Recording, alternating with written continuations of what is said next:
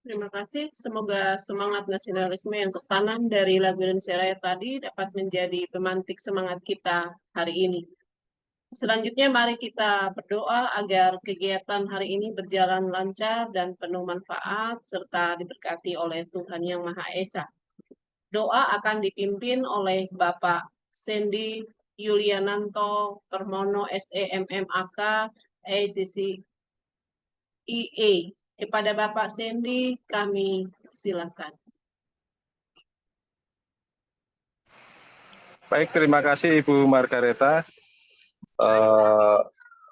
Pada siang hari ini, saya akan memimpin doa. Assalamualaikum warahmatullahi wabarakatuh. Selamat siang dan salam sejahtera untuk kita semua. Sebelum memulai kegiatan di hari Sabtu siang yang damai ini, marilah kita sejenak menundukkan kepala, seraya memohon kepada Sang Pencipta demi kelancaran acara kita semua. Berdoa, mulai. Dengan nama Allah, Tuhan yang Maha Pengasih lagi Maha Penyayang. Ya Allah, kami memohon kehadiran-Mu dalam webinar ini. Berikanlah kami kemampuan untuk dapat memahami dan mengambil manfaat dari materi yang akan disampaikan. Berikanlah kami kesabaran dan konsentrasi untuk mengikuti webinar ini dengan baik, serta berikanlah kami hikmah dan ilmu yang bermanfaat dari kegiatan yang mulia ini. Ya Allah, ya Tuhan kami mengucapkan syukur atas kesempatan yang Engkau berikan untuk mengikuti webinar ini. Berikanlah kami kemampuan untuk dapat mengaplikasikan ilmu dan hikmah yang telah kami dapatkan agar bermanfaat dalam kehidupan sehari-hari. Berikanlah kami kekuatan untuk mampu menjadi lebih baik dan bermanfaat bagi orang lain. Dan berikanlah kami perlindungan dari kesalahan dan kelemahan kami. Ya Allah, ya Tuhan kami, kabulkanlah doa kami. Amin, ya Rabbal Alamin. Berdoa selesai. Wassalamualaikum warahmatullahi wabarakatuh. Kami kembalikan kepada Ibu Margaret. Terima kasih. Baik, terima kasih kami sampaikan kepada Bapak Sandy atas doanya. Selanjutnya, kami akan memasuki sesi foto bersama. Untuk itu, kami mohon kepada seluruh peserta untuk dapat mengaktifkan kameranya masing-masing dan mohon kepada operator agar dapat membantu.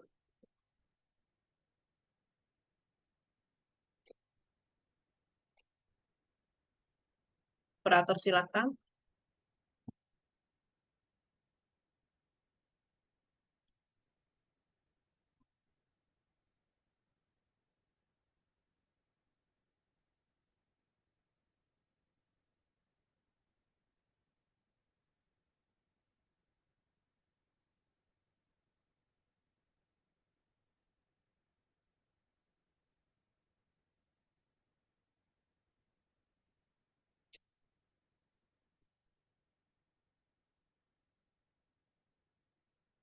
Ya, silakan dibantu operator untuk pengambilan gambar atau dokumentasi.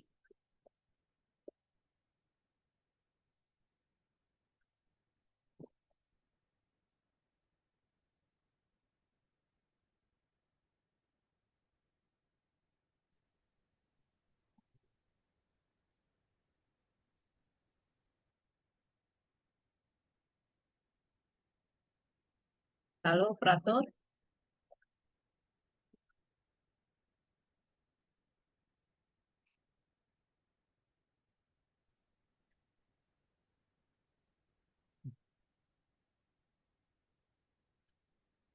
Oke, saya bantu Silakan. saja Bu Margaret, nggak apa-apa. Iya, iya.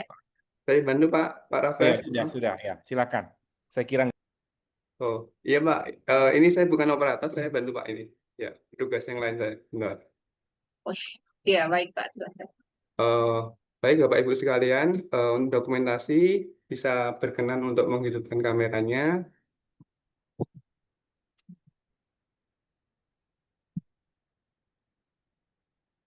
Baik.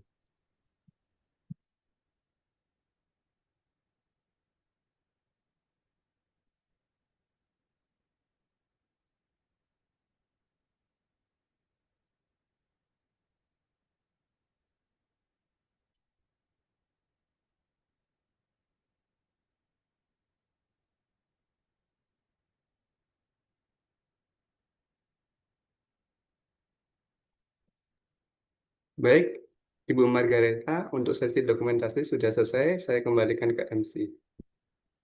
Iya, terima kasih Pak. Selanjutnya kita akan masuki acara inti pada siang dan sore. Saya bilang siang dan sore karena di Indonesia Timur sudah sore ya.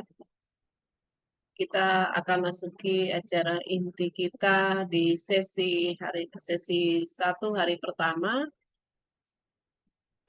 dengan tema etika, integritas dan profesionalisme narasumber. Untuk sesi 1 ini akan dipandu oleh moderator. Moderator kita pada sesi 1 ini adalah Ibu Nadia Eka Putri SEMAK. Apakah Ibu sudah hadir?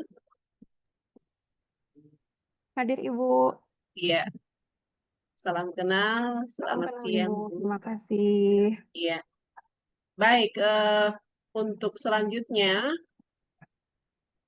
saya akan serahkan kepada Ibu Nadia waktu dan layar untuk memandu jalannya penyampaian materi dan diskusi kita pada sesi yang pertama. Kepada Ibu Nadia, disilahkan. Terima kasih Bu Margareta. Apakah suara saya terdengar Bapak Ibu? Sangat jelas suaranya. Baik, baik. Terima kasih. Baik, pertama-tama izinkan saya untuk memandu acara ini menggunakan bahasa Inggris karena untuk sesi pertama ini pemateri kita adalah Profesor Susela yang akan menyampaikan materi dalam bahasa Inggris pula. Baik, Bismillahirrahmanirrahim. Assalamualaikum warahmatullahi wabarakatuh and warm greetings to everyone here. Good afternoon, distinguished participants, ladies and gentlemen. First of all, please allow me to introduce myself. My name is Nadia Eka Putri, and I'm an accounting lecturer from Universitas Tanjung Pura, Pontianak in Kalimantan Barat, Indonesia. On behalf of the organizing committee, I would like to welcome everyone here to the ICMA training session for speakers in 2025. And it is my honor and pleasure to serve as the moderator for this first session with the theme of ethics, integrity, and speaker professionalism, which is a very interesting topic, I believe, because this session is designed to strengthen our understanding and practice of ethical principles, professional conduct, and also integrity in delivering public presentations or professional training. It is also a growing topic, a relevant topic and importance in today's professional landscape, especially as we seek to uphold credibility, trust, and accountability in our roles. Moreover, as lecturers, academics, and educators, we are also entrusted with upholding the core mission of Tridharma Perguruan Tinggi, of course, which includes education, research, and community service, whether we are delivering lectures, presenting research, or engaging with the public. Our professionalism, ethical conduct, and integrity as speakers significantly influence how knowledge is received, respected, and acted upon. So today's topic is not only timely, but also foundational, very important to how we serve as role models, both inside and outside the classroom. Yeah, okay. And for that, we are truly privileged, to have with us an esteemed expert and leader in the field of accounting, governance, and speaker ethics, Professor Dr. Susala Devi. So far, we have had Professor Susala several times as our core speakers in some of our events in ICMA. So I believe she is quite well known among members in ICMA. But because we've been having some new members in our organization, I will still introduce Professor Susala to our distinguished participants here. Okay, I'm going to share the screen. Okay, so this is a brief profile of Professor Dr. Susela Devi K. Supia. Professor Susela pursued a PhD in Accounting University of Waikato in New Zealand sometime in 1996. And currently, she is also a president in the Global Association for MSMEs and SDG Research in Developing Countries, and also an honorary treasurer in Malaysian Evaluation Society. Ma'am Susela is also a founding member of MAPAN, which stands for Malaysian Association for Public Advocacy on Nature, and also an honorary professor in University Selangor since last year. And she is also an adjunct professor in Sunway Business School, which is in Sunway University, and an executive committee member in Malaysian Accounting Association since last year until next year. Professor Susela is also a member of Malaysian Institute of Accountants since 1998 until today, and a member of Malaysian Institute of Certified Public Accountants since 1984 until today, and a member of Chartered Accountants in Australia and New Zealand. Also the director of Sunway Center for Environmental, Social, and Governance, or ESG, from 2019 until August last year. And she is also the past president of the Malaysian Accounting Association from 2020 to 2024, an executive director in Malaysian Accounting Standards Boards in 2009, and Professor Susela is also a lecturer, was a lecturer, sorry, to professor in accounting in University of Malaya from 1986 until 2013. She was also the dean and professor in UNITAR, International University. UNITAR over here stands for University Tun Abdul Razak, ladies and gentlemen. And it was from 2014 until 2018. And lastly, she is also the professor in accounting in Sunway University from 2018 to 2024. Okay, so that was all of Professor Susela's brief profile. So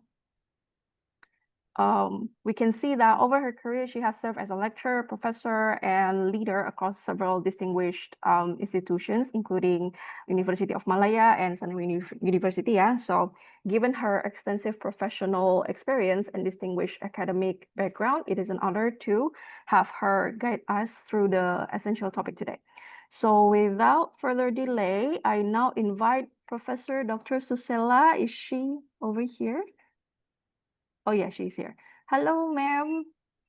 Hi, Hello. good afternoon. Good afternoon, ma'am. It's good to see you again. Okay. Are you ready to deliver the presentation for today, ma'am? Yes, I am. Would you like I'll us share my to help you? slides. Okay, sure. Okay. Share you're my next. slides. Okay. Okay, ma'am, the screen is yours. Please proceed. You may start.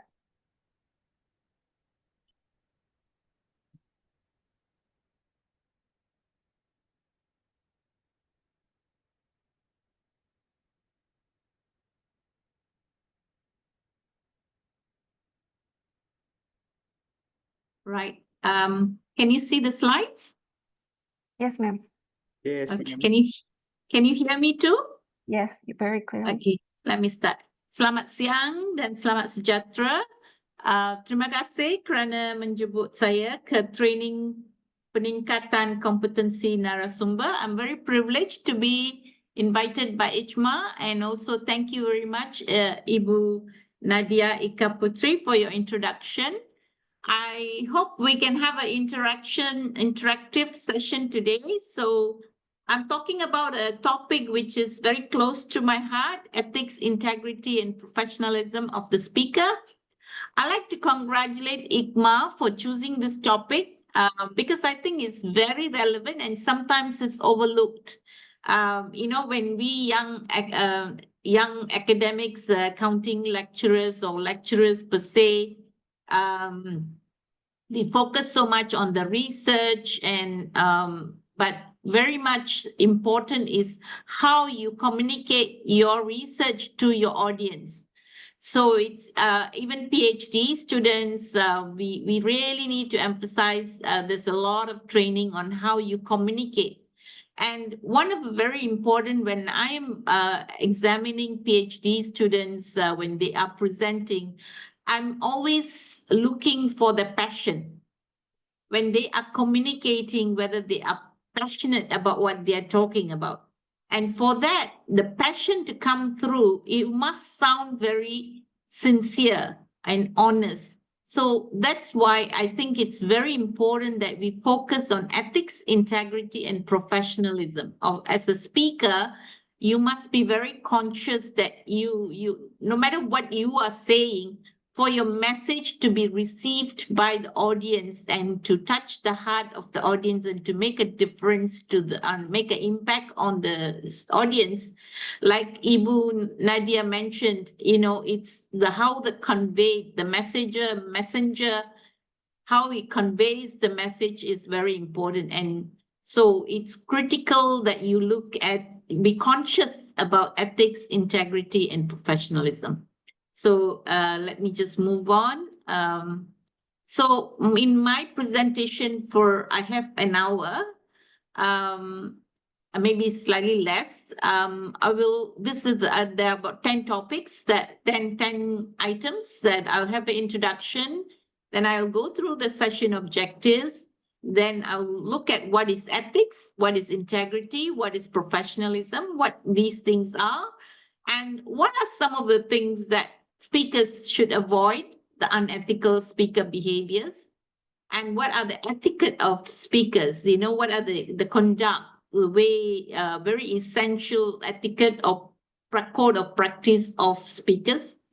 Then we have a little interactive session activity where we have case discussions, and then a checklist that you must actually finish before you go engage in any speaking engagement, and some conclusions and key takeaways. So as an introduction, as I mentioned before, I was quite surprised, and not so surprised, but very happy,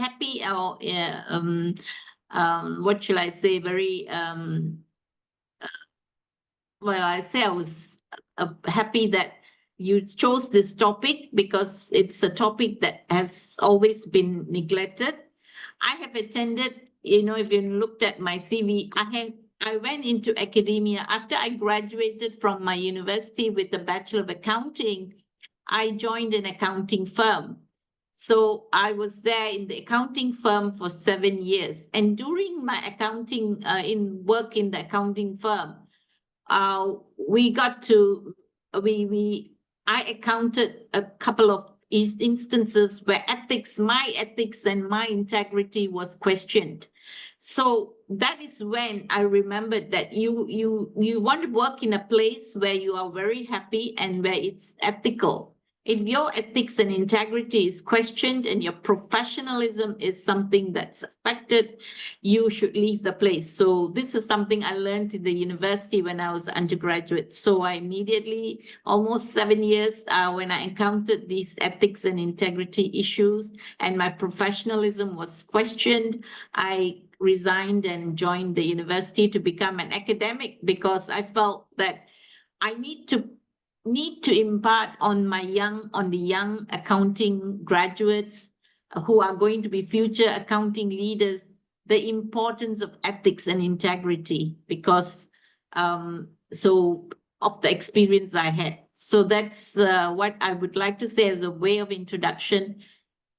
Whether you're a speaker or you're a preparer, you are a accountant, ethics and integrity is key, and the professionalism of the person is very important. So, it's and this comes through when you're actually presenting or speaking.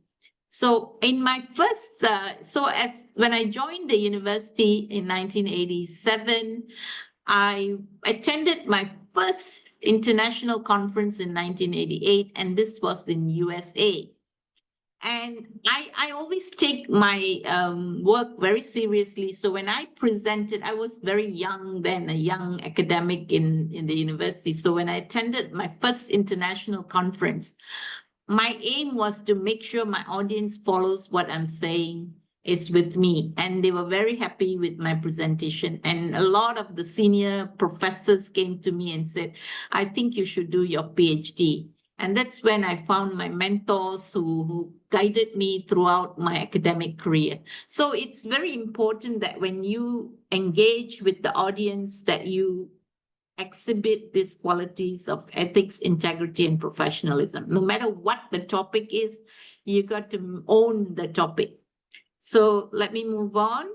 So that's my foundation, and I always look forward to making sure my PhD students, when they present, they also follow the same model and they learn.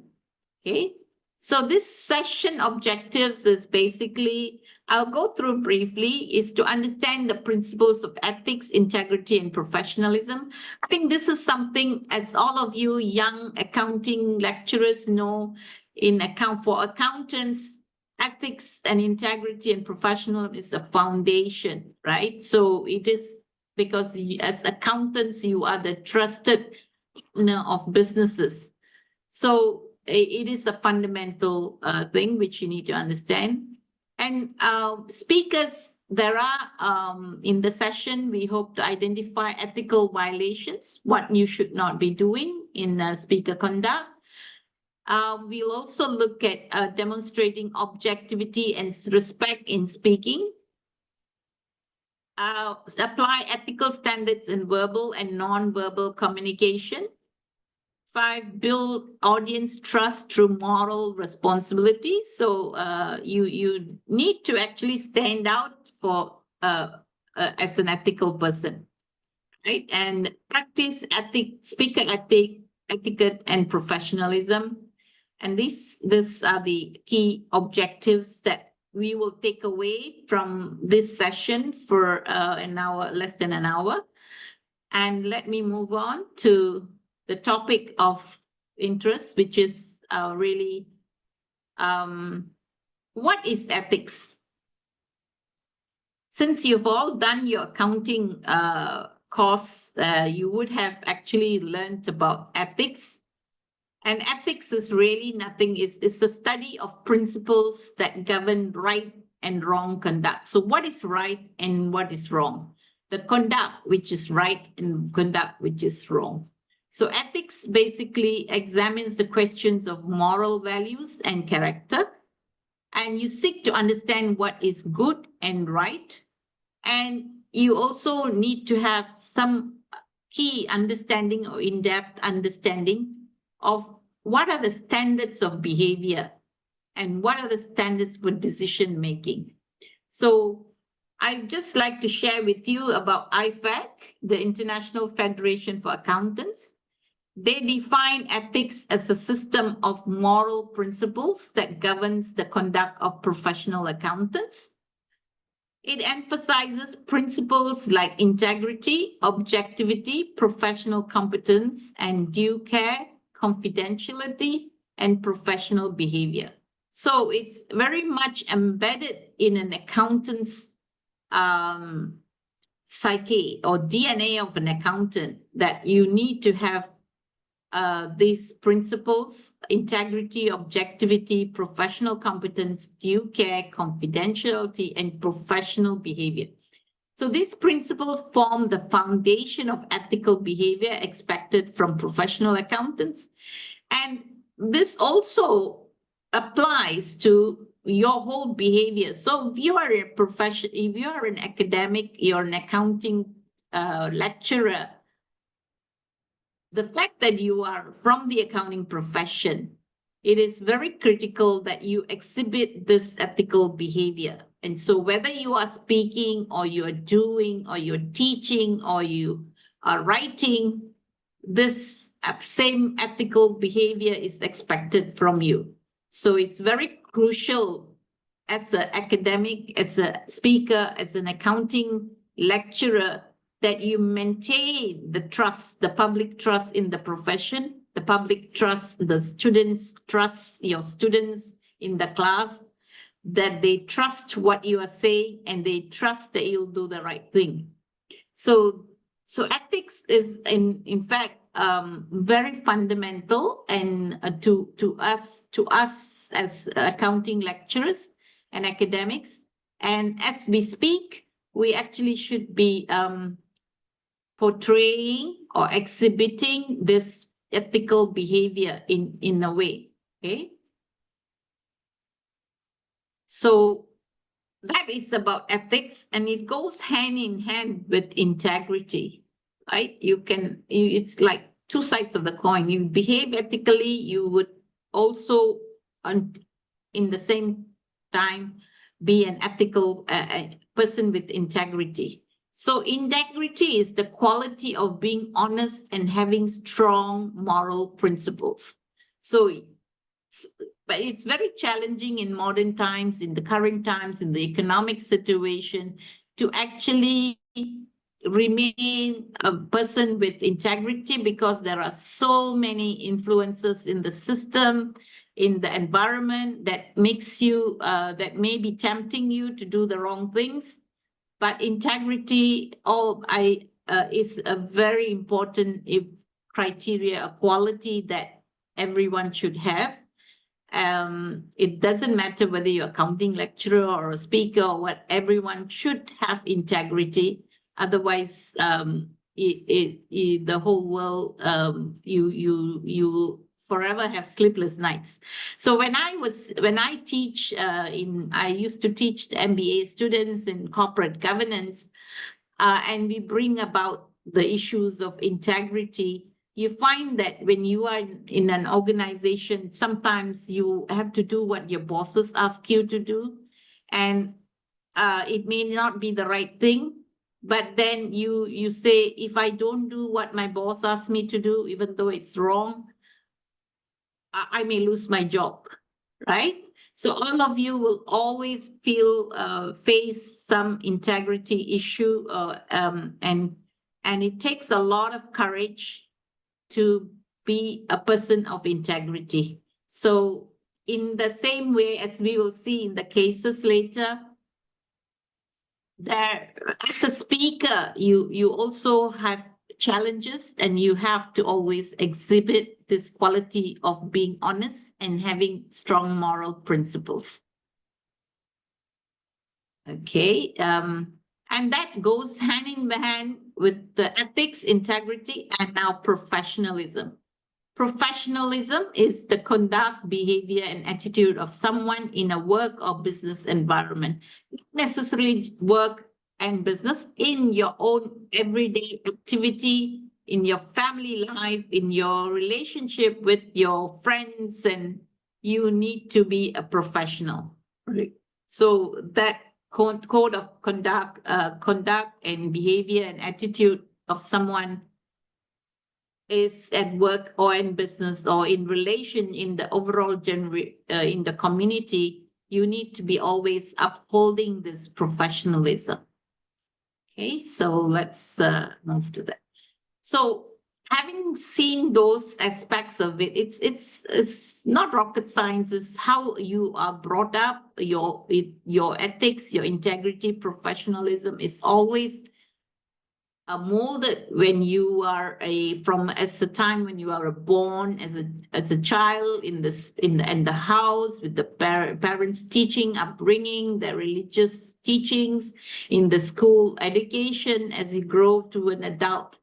All these molds you as a person, and your conduct, your behavior, and your moral values are shaped when you are growing up. So it's very important that you that all these qualities are exhibited when you are a speaker as well. So there are certain things which will indicate whether the speaker, the behavior of a speaker which is unethical. For example, plagiarism or unattributed content.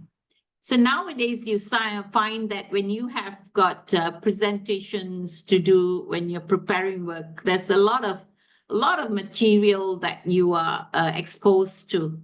Like, for example, nowadays with the generative AI, with ChatGPT, you can do a lot of beautiful presentations and all that, but it's very important that you acknowledge the source of your information.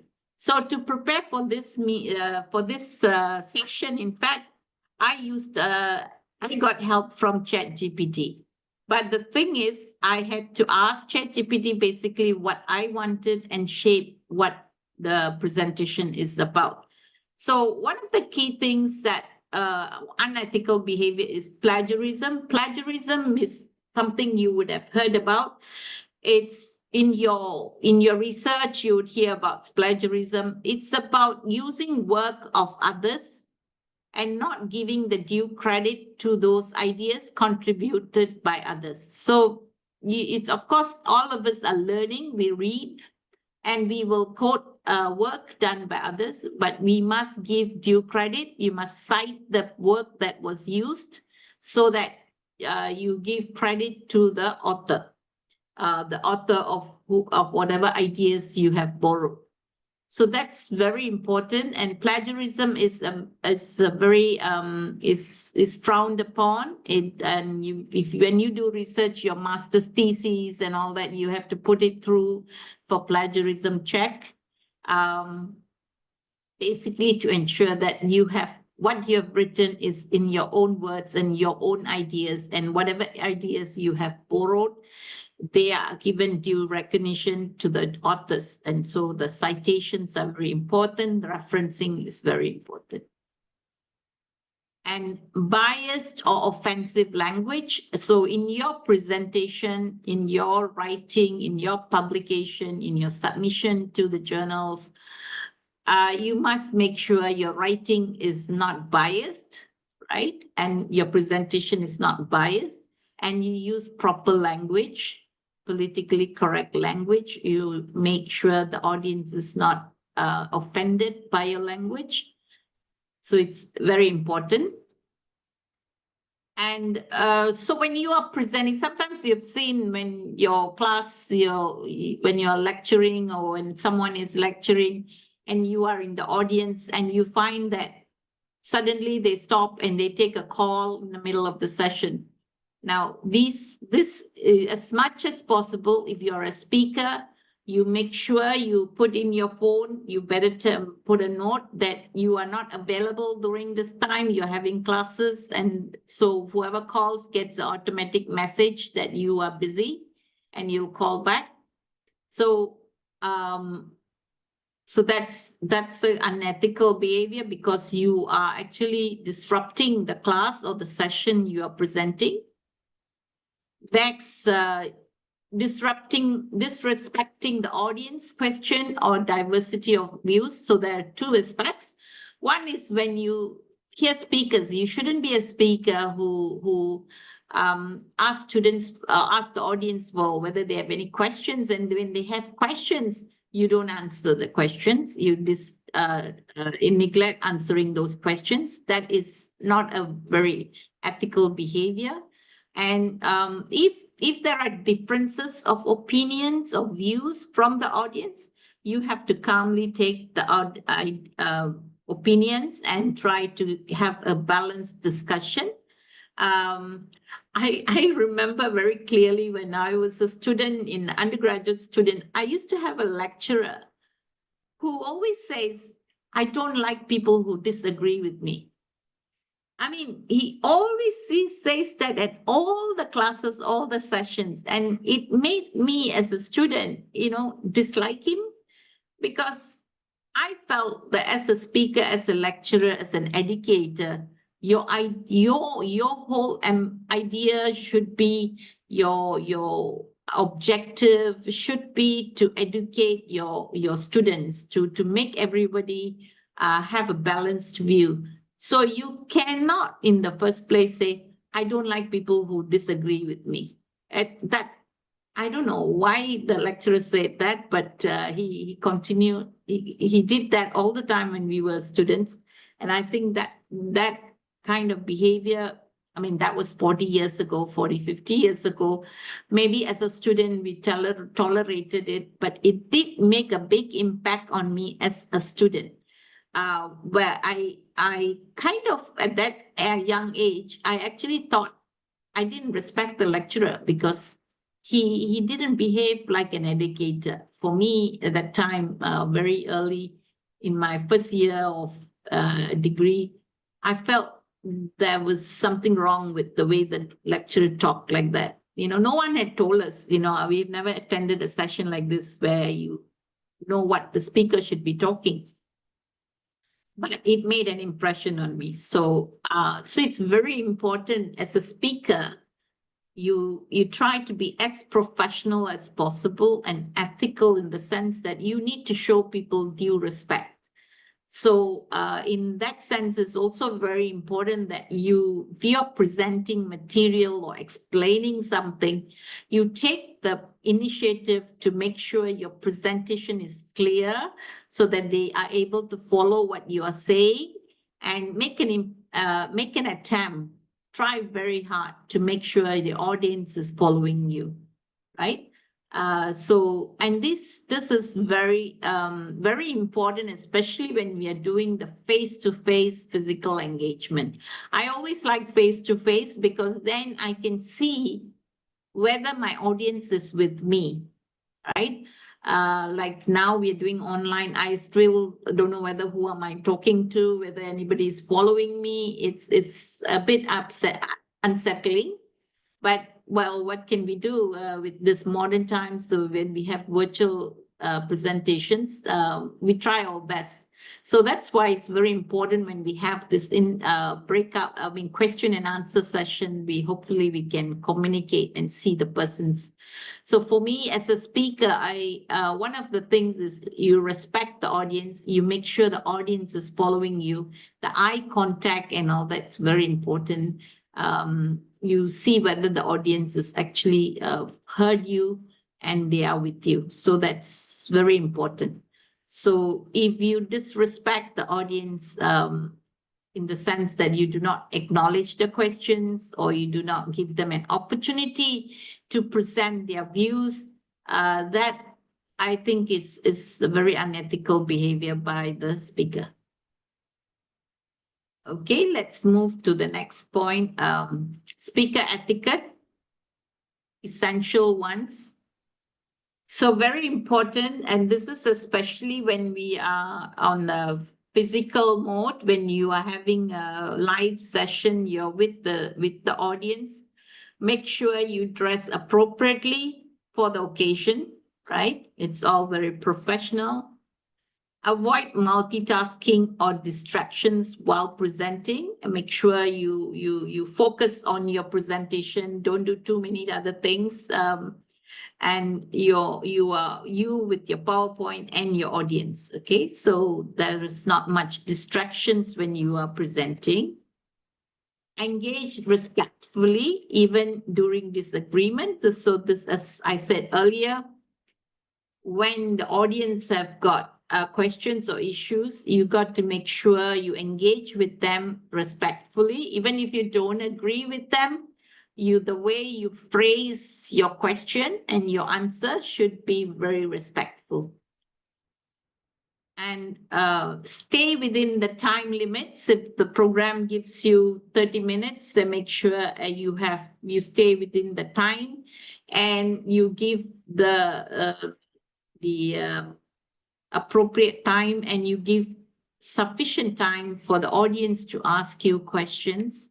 So that's very important, because if you stay out of time and audience is unable to follow what you're saying, that doesn't achieve the purpose, because the aim of your presentation is to make a connection, to make a point, to make an impact. So if there are no time allowed for question and answer, then you have the audience leaving with unhappy with your presentation. So very important to be mindful of the time limits, and then to have ample time for discussion. Right. I think I have come to a point where I've given the basics. So now it's time for you to interact. Are we ready with the poll questions?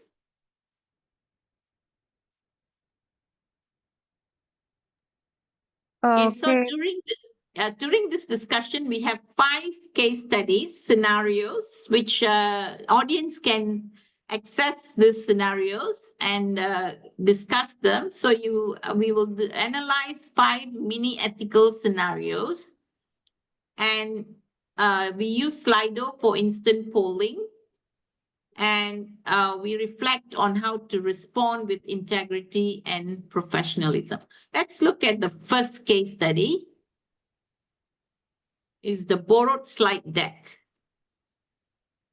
So in this first case, you are asked to do a presentation, and you reused several slides from your colleague's deck without attribution because you made small edits.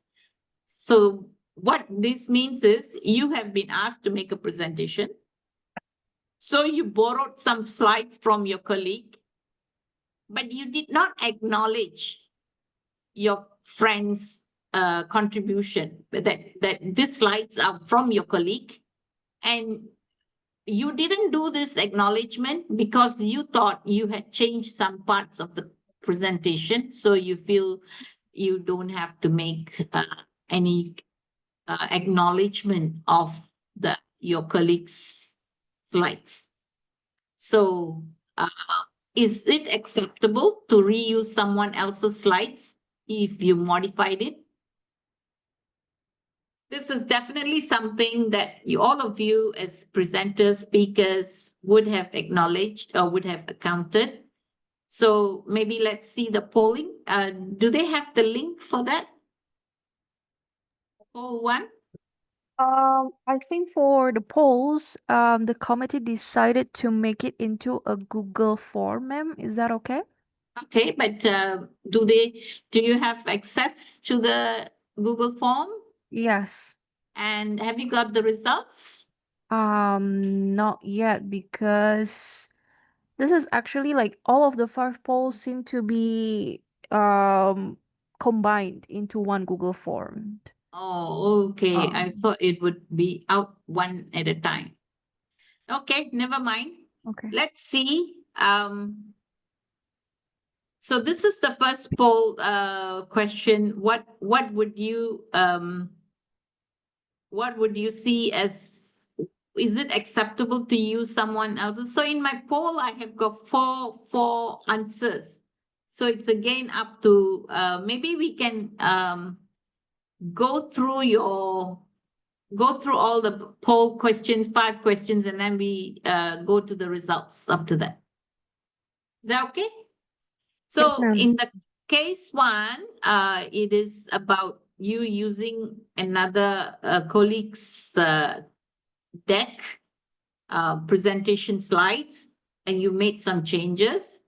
The next one is a situation where you are asked to praise the host institution in your speech despite concerns about its standards. So actually someone, institution or organization invited you to give a speech, and although you're not very sure about the institution, you start praising the institution, although you do have concerns about whether the institution is doing the right thing. So should you adjust your message to please the host? That's the second case that we will be discussing. And in the polls, please choose your appropriate answer. Then we have case study 3. So we will be, this case is about you being distracted, but then you have a call, you got distracted, but do you take the call? Okay, so during your talk, your phone rings and you step out to answer a personal call. So is it ethical to interrupt a session for a personal matter?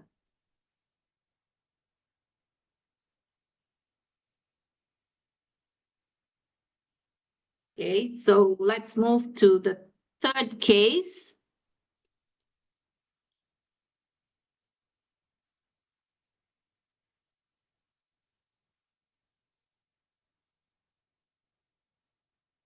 Oh, no.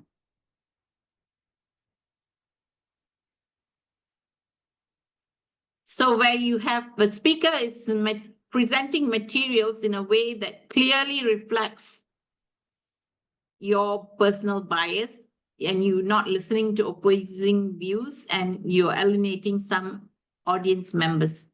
So you dismiss a challenging audience question as irrelevant because you disagree. Should speakers engage with views that they oppose? So that's your poll question 4.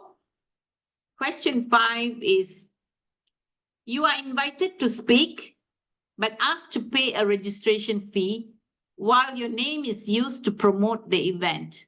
Is it fair to charge speakers when promoting with their name? So this is a very bit different. Sometimes you attend in events where you have to pay a registration fees, but you are also the speaker. So is it ethical? Is it ethical to or fair to charge the speaker a registration fee, for example? But at the same time, the speaker is doing you a service by presenting a talk, and you're actually using the speaker's name to promote your event. So is this an ethical situation? So from a speaker's point of view, would you be happy with it? Would you accept such an engagement? So that's the kind of situation you may want to deliberate on. So let's move to, can we have the poll answers?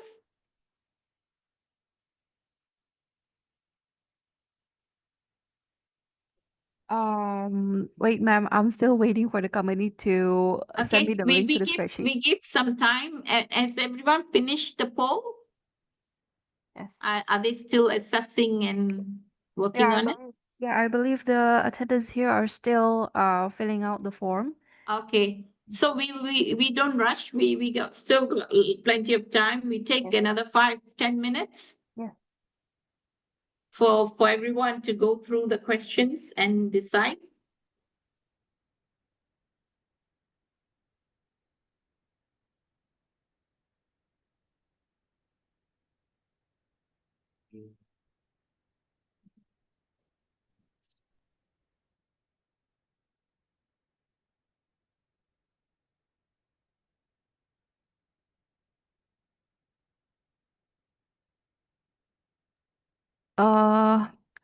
Excuse me. Bapak Ibu, karena di sini Google Formnya ada 2 jenis kan ya. Yang pertama ada pilihan ganda, kemudian di halaman selanjutnya ada ada jawaban singkat. Itu untuk yang jawaban singkatnya karena pertanyaannya kurang lebih sama dengan yang di pilihan ganda, sepertinya cukup diisi dengan strip saja karena Mem Susela hanya butuh jawaban yang ada di pilihan ganda ya Bapak Ibu. Jadi ketika sudah diisi dengan strip, bisa langsung disubmit supaya bisa keluar spreadsheet-nya ya. Terima kasih.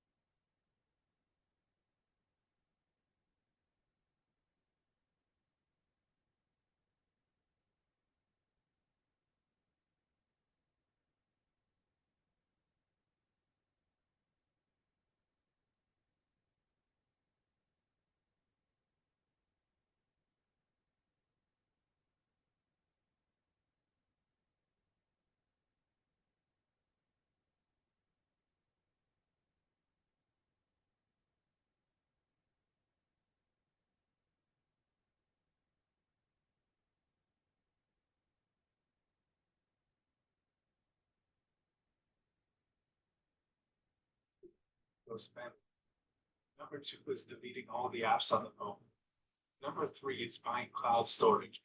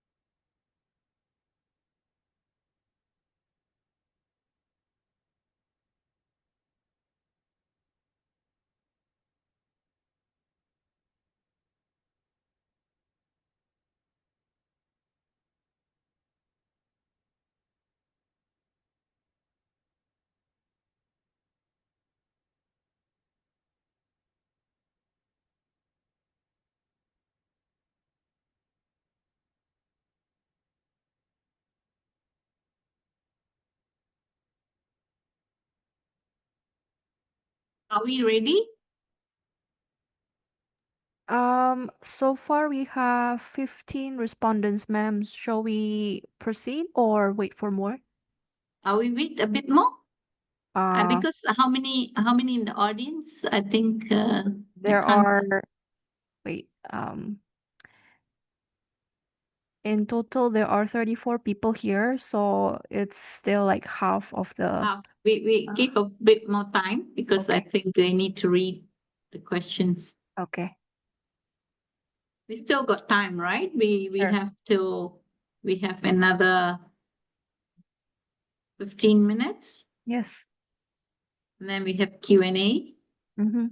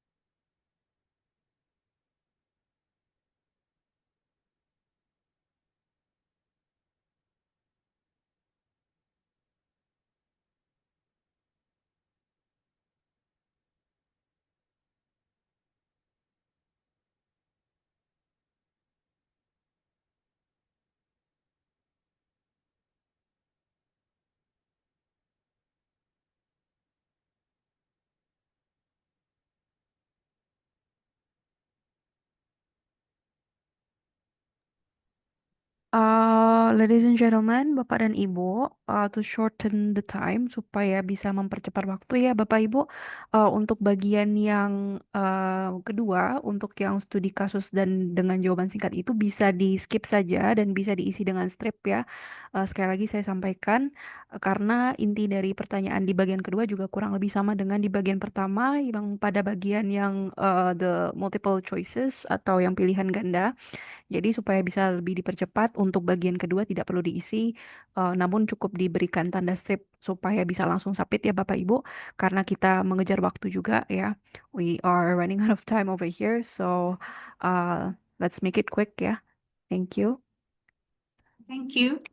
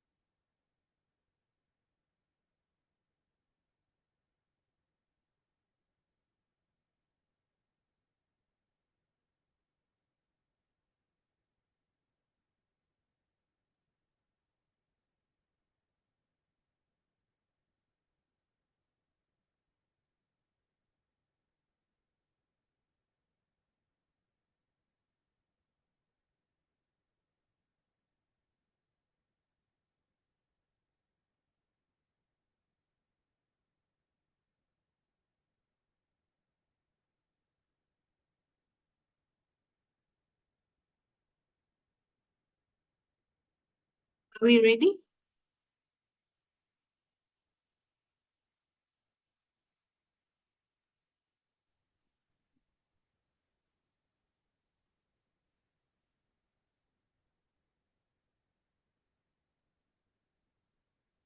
There are 18 respondents so far, ma'am. Is that okay? Oh, Okay, I yeah, think thank we, you. in the interest of time, we should just go half. We got 50%, right? Yes. Okay, Should I so stop sharing so that you can? yeah, please. I'm sharing my screen right now to show you the results of the Google form. Okay.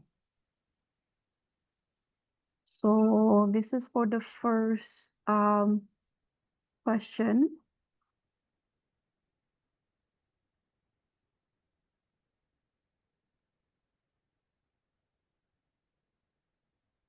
It doesn't compile it, is it? Yes. Should I sort it? I cannot actually access the Google form because I didn't make it. So I cannot show you the graphs to show you the It's okay. statistics. Okay, I think we can just run down the see what is the majority. So for Mhm. question 1, made it bigger a bit. Question 1. 80%. 70%. Okay, question 1. Here, ma'am. Question 1 says, is it acceptable to reuse a colleague's slide without attribution if you modify it slightly? And majority, I can't see the... Majority answer C. Always cite the source. Yeah, I think I agree with that because you whatever the circumstances is, you did use somebody's slides, so it's good to say that would be my view, is to be ethical and to actually acknowledge upfront that some of these slides are modified, but they've originally from so and so, and I made some modifications to the slides. So that will be in respect, you'll be giving up respect to your colleague as well, and also being truthful to your audience. So I would go with C, always cite the source. Because if you say depends on the context, number D, you may be a bit confusing because you did use somebody's slides, you made slide modifications, so don't get into trouble. Always be safe and say the source and be truthful and be honest in your presentation. The next one is, what's the majority is, should speakers tailor their message to please their host? So your host institution, do you make your speech such that it is to please your host? Most answered B, only if the message is truthful. Yeah, I would agree with that because it's only if the message is still truthful, you do your modification. No, in no way will you be giving up your integrity and your professionalism. Okay, so ensure that what you are saying, while it pleases the host, is the truth. Okay, as far as you know it. Okay, so, okay, let's go to the next one. The third question is it acceptable for a speaker to answer personal calls during a talk if they are important? Majority answered C, ma'am. No, it's unprofessional. Although there were quite a lot of them answered B, only if it's a clear emergency. Yeah, I think we have to acknowledge that sometimes emergencies happen and therefore you need to be proactive.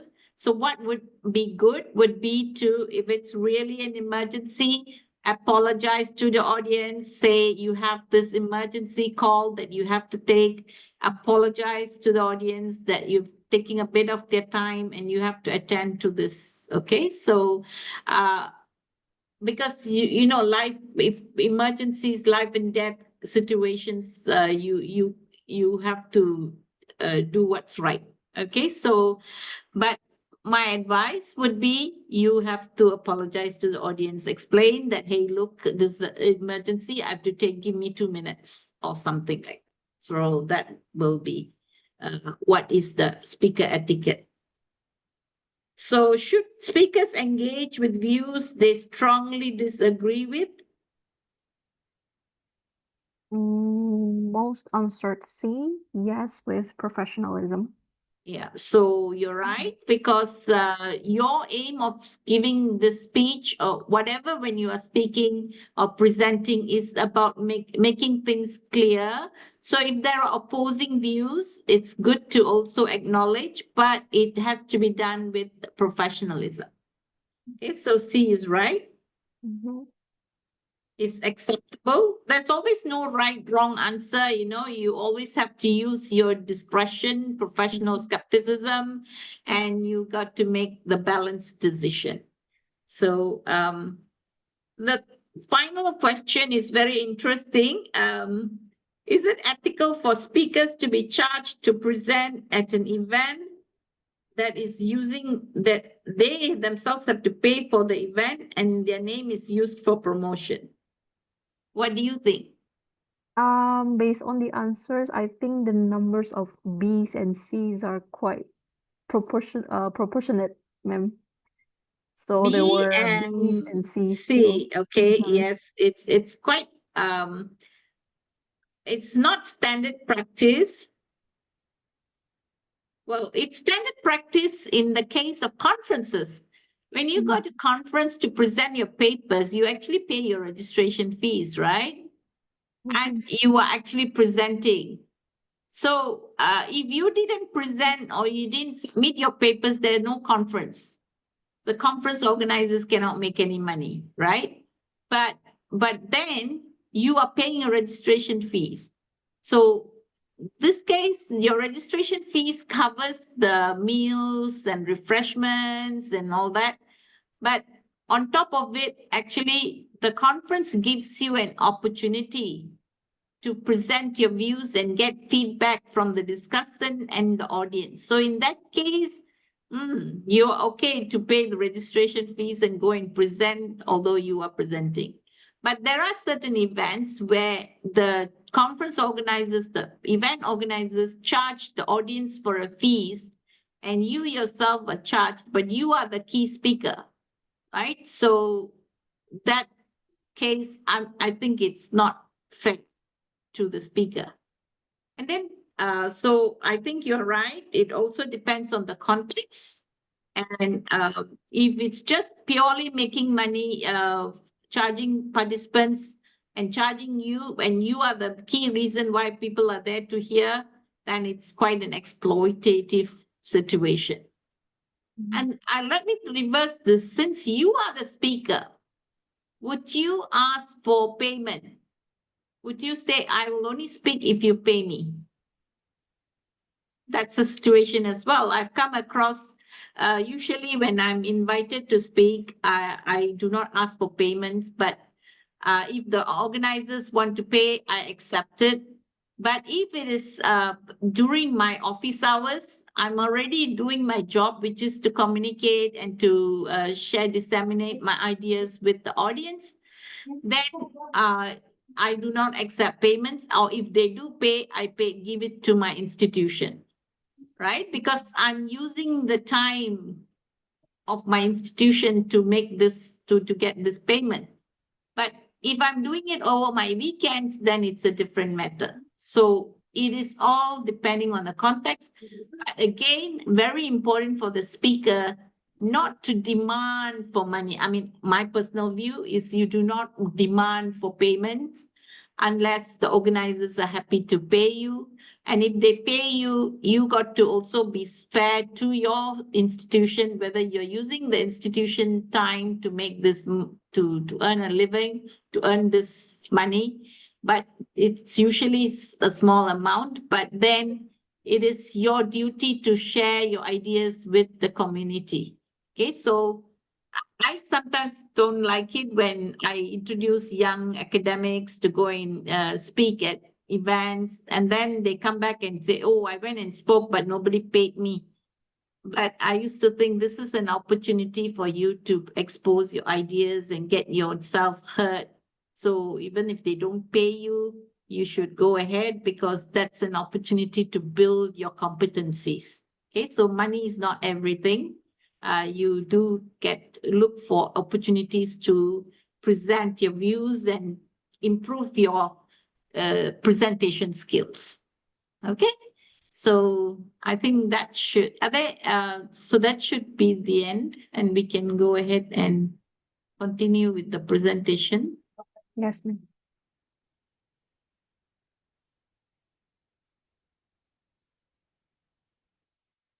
Okay, let me move to the slides.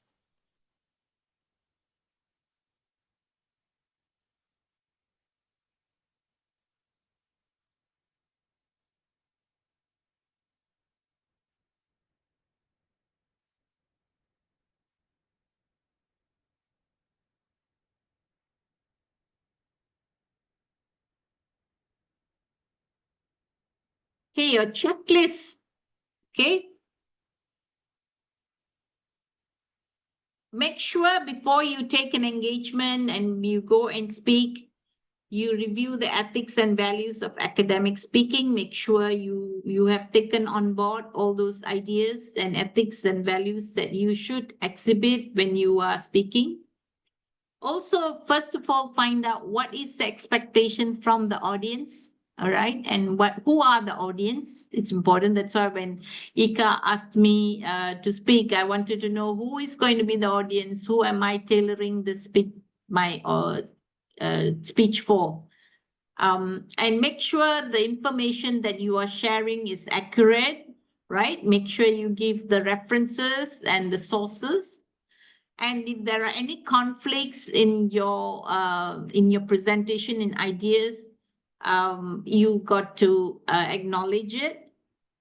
Make sure you outline the key points and make sure the presentation is in a logical manner, and always try to engage the audience, okay, if possible, whenever possible. So I tried to do this poll, but somehow it didn't work out so well. I think it's quite good if we can interact, individually as well. Okay, so these are some of the checklists that you need to be aware of. And a conclusion and takeaway is whenever it's not just going and giving a speech or a presentation, it is about how much time you spent and thought about the impact of your presentation. And you need to have integrity and ethics all embedded in it. So integrity builds long-term credibility. The audience need to trust what you are saying. Okay. And professionalism enhances impact and trust. This is very important to take away. And ethical speakers inspire future generations. So a lot of times when you are speaking, share your own experience and make sure the audience is also inspired. And my idea is always young academics, you got to be sure, you got to appreciate the opportunity to speak, and also make sure you're able to share your ideas with the audience, right? And so always uphold the highest standards, okay? So there are some quotes that are very relevant, which I share with you. I'll share the slides with you, so no time to go through it. So I always believe integrity is doing the right thing even when no one is watching. I think that's what integrity. And in matter of styles, go with the current. In matter of principles, stand like a rock. Okay, so these are some of the key words, key speech sayings that you might want to always take to heart. Okay, and that is all from me, and I look forward to your questions.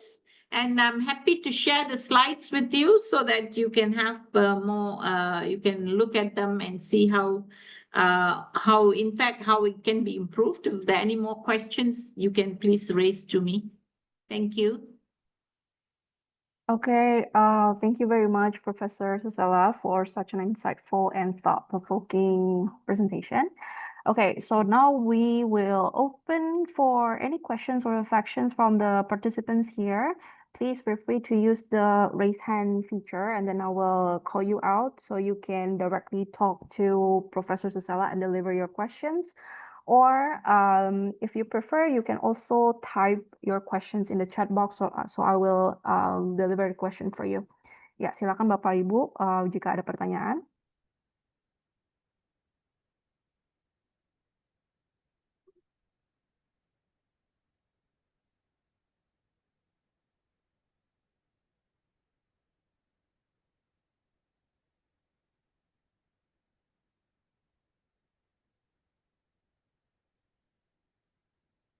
Ya, silakan Bapak Ibu. Go ahead with your question, silakan jika ada yang mau ditanyakan. Izin Bu Nadia, Ya, silakan. saya boleh tanya pakai bahasa Indonesia enggak? Sure, saya bantu ya. Oke. Mohon bantunya Bu Nadia. Yang jadi pertanyaan adalah ketika kita menghadapi situasi di mana integritas kita itu jadi kita berharap kita akan selalu berintegritas gitu. Tapi ketika memang tadi entah yang ngundang atau organisasi yang membackup kita itu meminta kita harus berkompromi sama integritas kita, sama prinsip kita gitu. Kalau menurut Prof. Susela, apa yang harus kita lakukan? Gitu. Okay, Iya. so terima kasih Ibu Fadila atas pertanyaannya. Thank you for the question, Ma'am Fadila. So, Ma'am Fadila over here asked about integrity, Professor.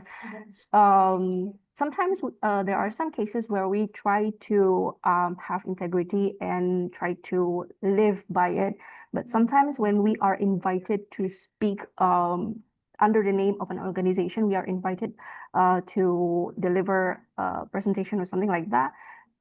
There are some situations where we, like it or not, have to compromise the integrity. So Mrs. Fadila over here asked about your opinion about that. What do you think, ma'am? I thought, okay, let me understand. So you are actually invited to speak by an organization. Yes. And you are not very comfortable with the organization's values, ethical issues in the organization. My organizations, my backup, I have instancy, Organization. yes, not the invited. That you're facing ethical latar belakang issue. my background organization. Sometimes my background ask me to, you have to compromise your integration, and when you speak, you have to keep the our name. Like that. Sometimes it's like that. So she is speaking for her own university, ma'am. Is it your own university? Your own organization? Workplace? Tempat kerjanya ya Bu ya? Jadi tempat kerja yang di luar sudah menyatakan sesuatu kayak gitu misalnya gitu, dan kita harus mengikuti pendapat mereka padahal bertentangan Bu gitu. Dan kita harus menyatakannya di depan bahwa kamu harus jaga baik nama kampus kita karena kita sudah menyatakan seperti ini gitu. Okay. So it's like telling the audience about how good this organization is, although maybe some of the information is not so truthful. Yeah, I think that's the point. Yeah, that's the challenge we always face. Yeah, memang itu satu cabaran yang kita hadapi. So there's two ways. You're working in an organization. Let's say you're working in an organization. In the organization, your boss is asking you to do something wrong. Then which you know is not ethical. So what I would advise, I always tell my students, because accounting students, especially accountants, if you do something wrong entry, or the entry you do wrongly, or state the amount wrongly, or do the accounting treatment wrongly, it's going to affect the company in the long run. So you must know the consequences of your behavior. So I will always tell my students, you talk to your boss, you explain to your boss, you asked me to do this thing, it's not right. But if we do it, it's going to affect the future of the company. So what do you think we should do? You have a conversation, try to educate them. If they still insist, I remember when I had the dilemma, my boss told me, you give me your professional opinion, I'll make the business decision. Okay? So when you face the situation where your boss tells you, I'm going to make the business decision, you are not comfortable, my advice is go find another job, then resign. Right? So you have to, in the beginning, you have cannot compromise your integrity. But if it's let's say you're working in the university and the university says when you go and talk about the university or present to the university, you should not say anything negative about the university, which is right, because you are working in the organization, they are paying your salary. You don't over praise, but you don't tell a lie, but you can navigate it. That's a skill you must have. You tell the truth, but not so obviously, very subtly. So that's a skill that as a speaker you need to speak up, because you cannot, of course, go out and speak and about your institution in a negative way. Yes. Right? So you have to manage that very carefully. Okay, so it's like a top management. Yes. You need to be very politically correct, but you're not telling the negative, but you don't overly blow the trumpet, say things which are not true. Yes. Okay. Okay. So Okay. it's a skill. It's a skill. And you have to be very conscious about it. Thank you for the explanation, ma'am. Thank you. You're welcome. Thank This is a you. situation all of us will face all the time. When I came back from my PhD and I was doing accounting research, I'm a critical researcher where I believe my research should lead to change. And then we had to sign this Akkur Janji by the university, which says you will not question the government's decisions and policies. So I felt very compromised, because I said, what if my research finds that the government's decisions are wrong? What do I do? So my seniors advised me, they said, you don't go outright and say the government is wrong. You try and see how to manage these findings and present it in such a way it doesn't affect anybody.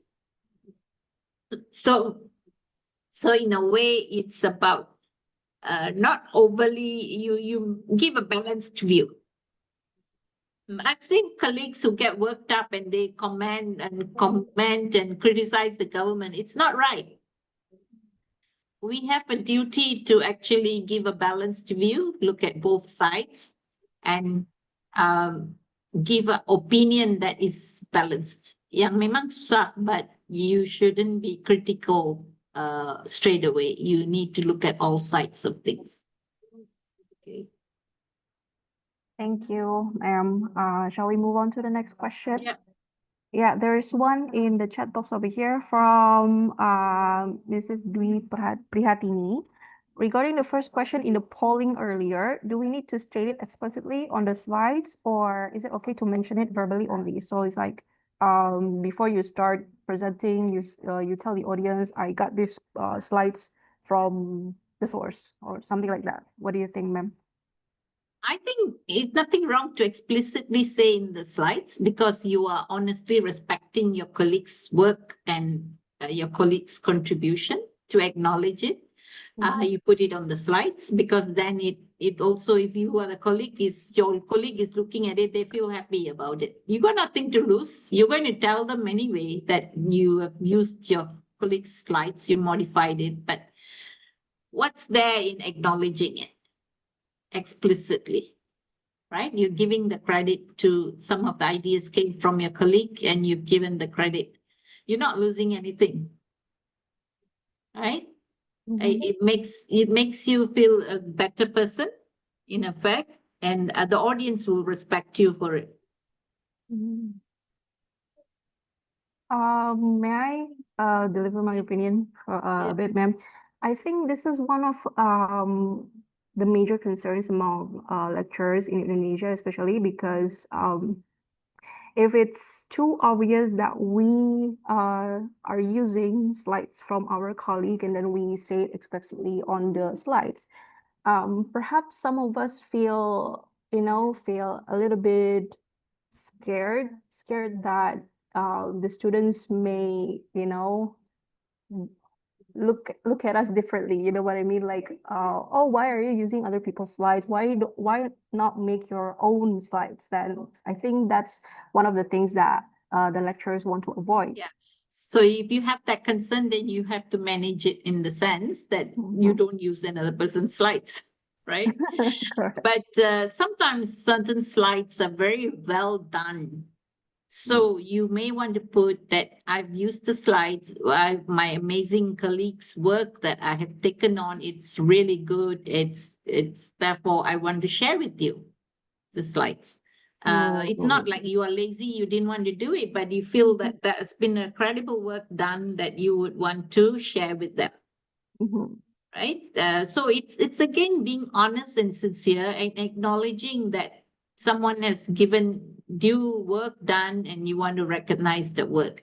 But you're not going to use everything. You know, you'd have to be your work. The whole slides usually is your story of how you want to build the knowledge or how you want to build your story or in your presentation. So, but there may be some slides which your neighbors or your colleagues you are using. You put it in a very positive way while you're using it. Yeah? Yeah. See. One more thing.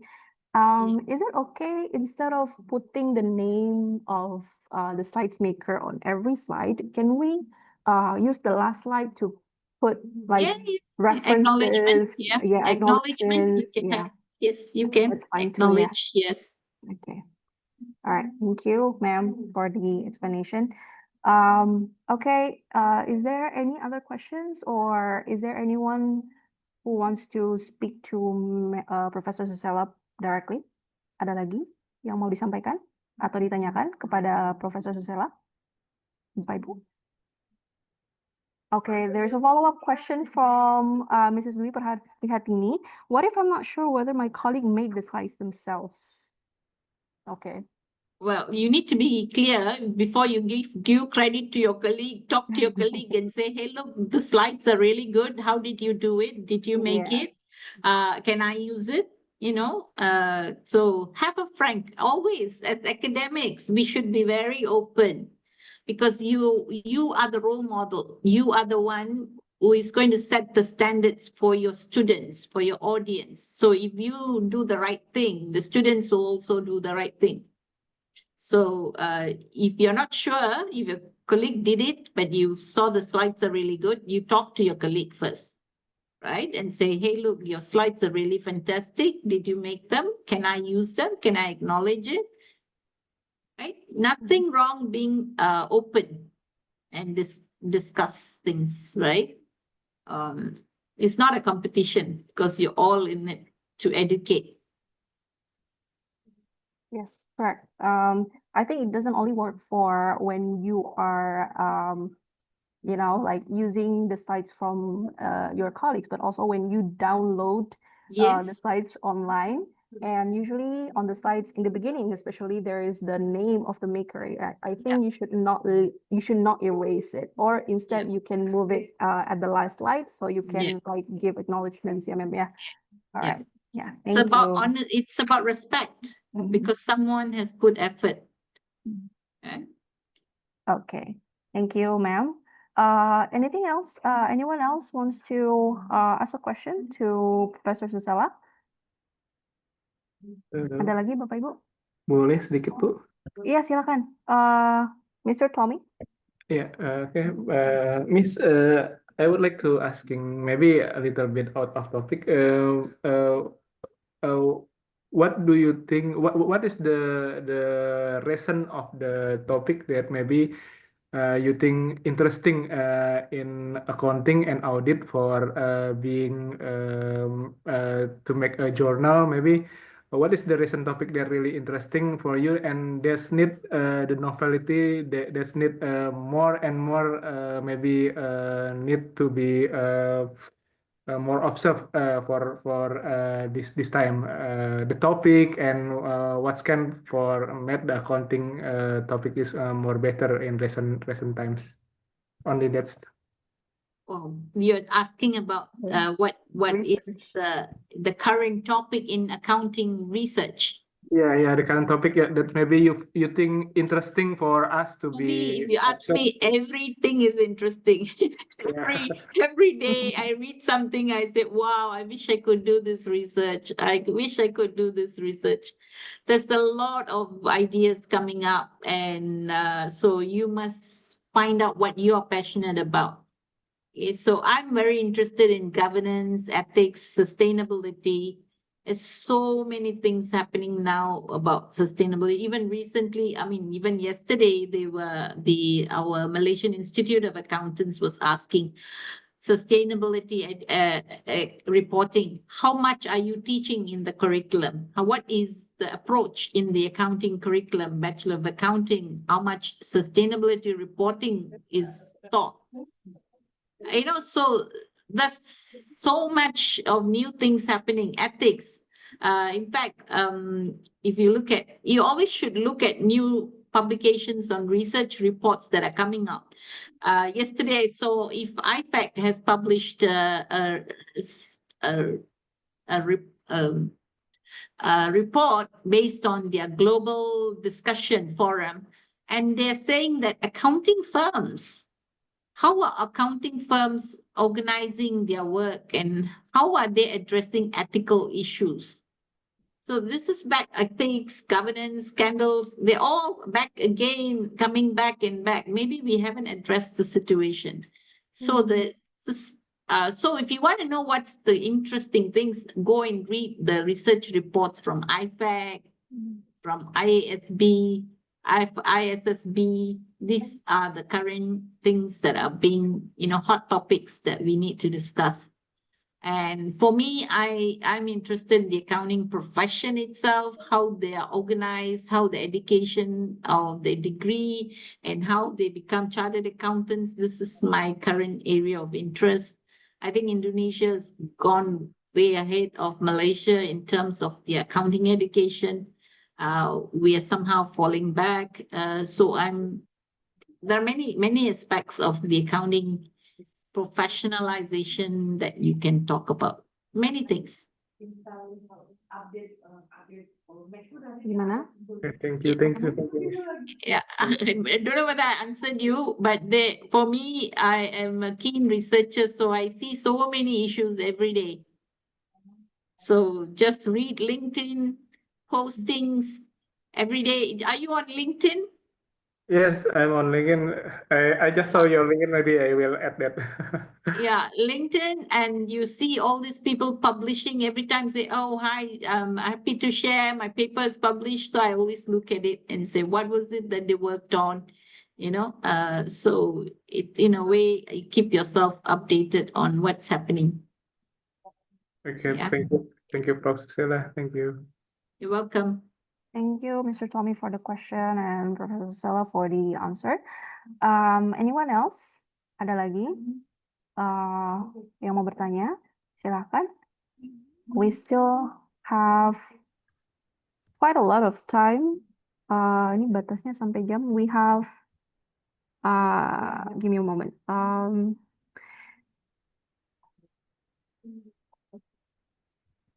We have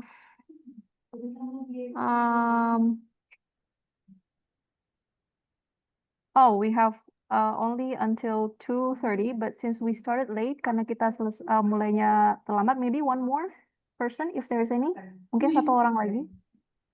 Hello, Miss. Ya, silakan. Yeah, hello, Professor. Yeah, I have one question regarding speaker's fee.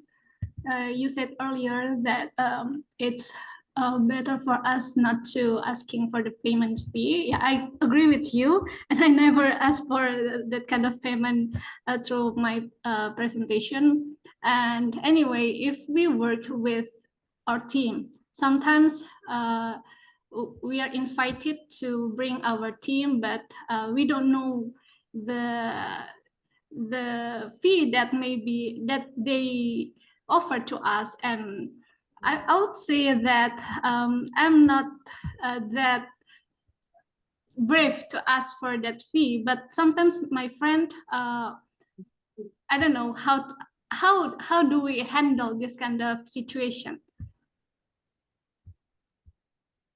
So, Miss Rosie over here doesn't want to ask for a fee, but it seems like her friends are saying like, why don't you ask for a fee for your contribution, for your time, something like that. Gitu ya, Miss ya? Yeah, something like that. What do you think, ma'am?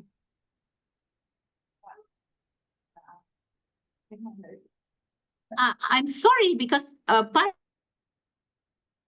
kind of disappeared. My internet was not stable. Ika, can you repeat the question? Okay, so can you hear me clearly, ma'am? Yes, I can. Yeah. So Miss Rosie over here was telling us about how she doesn't really have the courage to ask for a fee because she believes that it's not the right thing to do. But her friends or maybe her colleagues tend to like ask her, why don't you ask for a fee, or for your contribution, for your time, something like that. Yeah, she doesn't want to ask for a fee, but her friends push her to do so. Yeah, particularly when we work with our team, not alone. Yeah. Yeah, especially in team. Okay. So it all depends on the situation, right? And also what is the standard practice. So if say you are invited to go and give a talk, a speech and all that, and the organizers are actually making money, they're collecting money, so they should be paying you to give a speech, right? Or give a talk. But if they are doing it for charity, they're not making any money, they're doing it free for members, then you might want to not charge a fee. So it is also very it depends on the circumstances and whether you're comfortable. But one thing I would say is that if you're asked to give a talk and you feel you should be paid but they're not paying you, then you shouldn't accept the job because you will be half-hearted. Do it happy with no payment.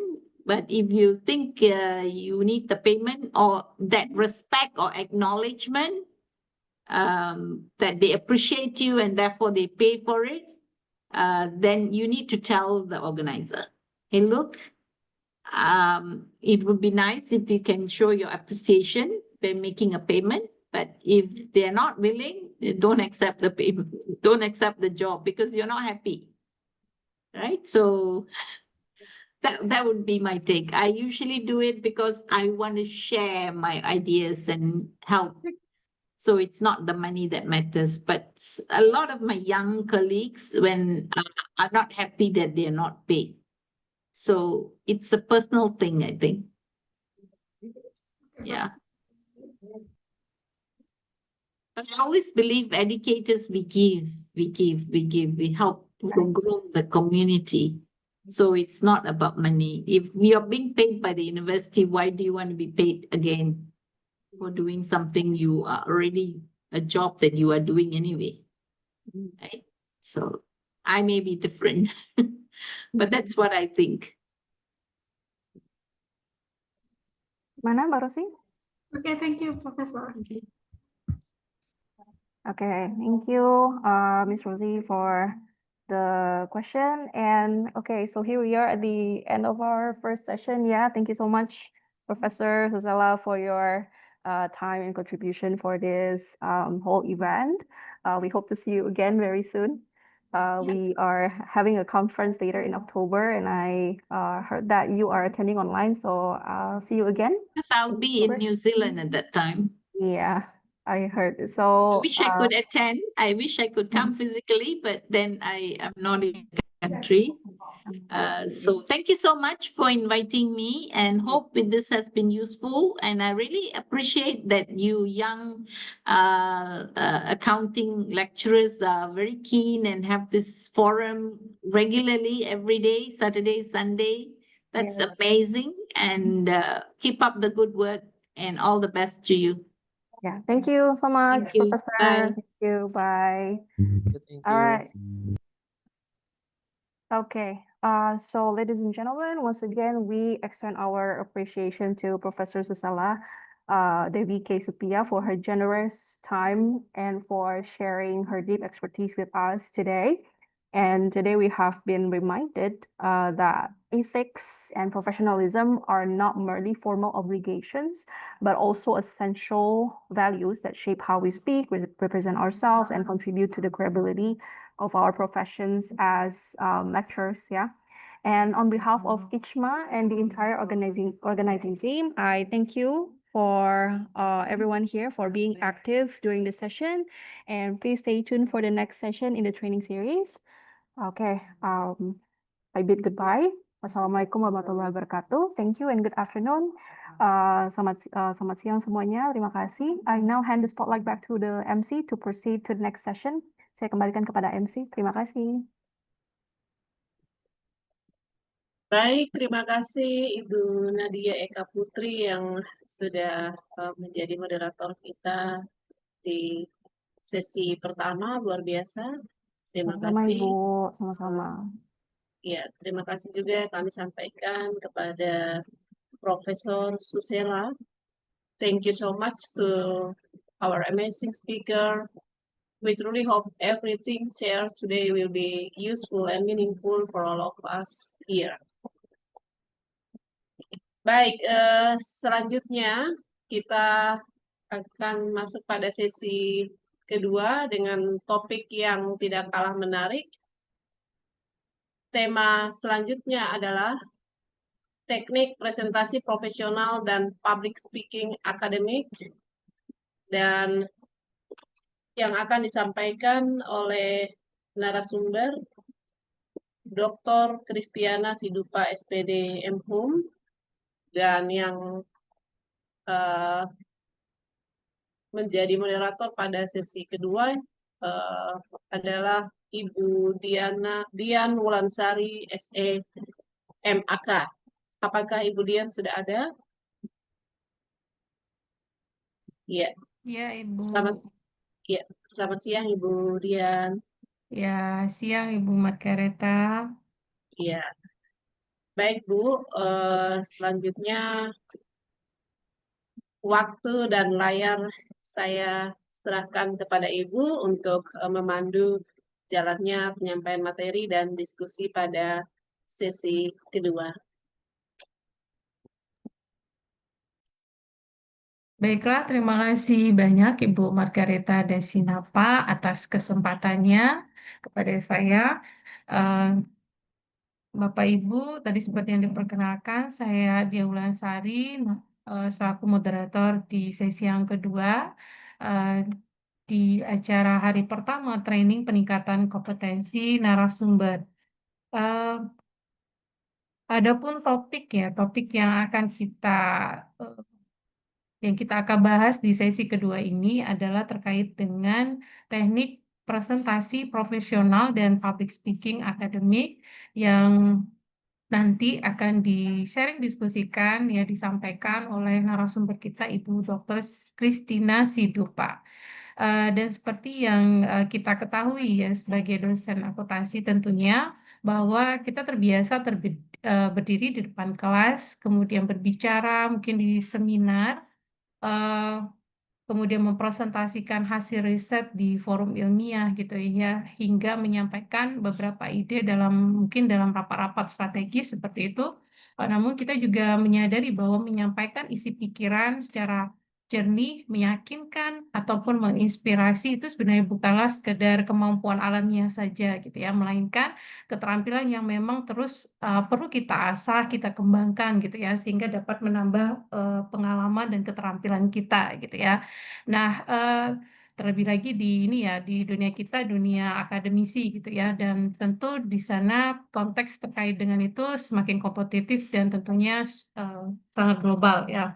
Dan untuk membedah terkait dengan hal yang krusial tersebut ya, secara profesional dan engaging juga akan disampaikan dan dibantu gitu ya, sharingnya, ilmunya oleh narasumber kita yang telah hadir, Ibu Dr.